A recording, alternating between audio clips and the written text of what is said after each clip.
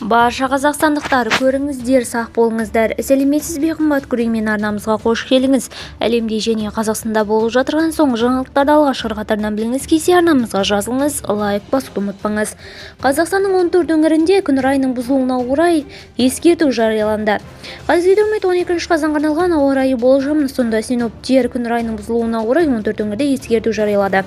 Олды облысының оңтүстігінде төтенше өрт қаупі сақталады. Облысының шығысында, орталығында жоғары өрт қаупі сақталады.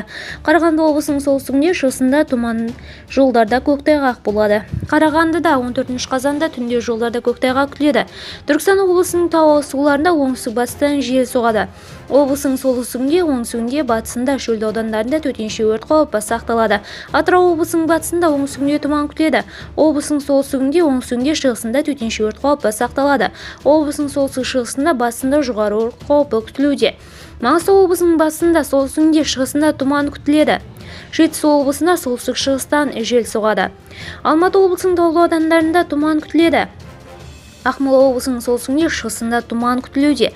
Ақтөбе облысының оңтүстігінде, солтүстігінде, шығысында жоғары өрт қаупі сақталады. Облысының батысында, солтүстік-шығысында төтенше өрт қаупі сақталады. Батыс Қазақстан облысында жел оңтүстік-батыстан соғады. Абай облысының батысында, оңтүстігінде, орталығында тұман, көктайғақ күтіледі. Павлодар облысының оңтүстігінде, шығысында тұман күтіледі. Жолдарда көктайғақ болады. Шығыс Қазақстан облысының солтүстігінде, шығысында, оңтүстігінде көктайғақ күтілуде. Түнде және таңертең облысының солтүстігінде, шығысында тұман күтіледі. Видеомыз кеңінен таралу үшін лайк басыңыз, жақындарыңызға таратуды ұмытпаңыз. Бізді бақылауды жалғастырыңыз.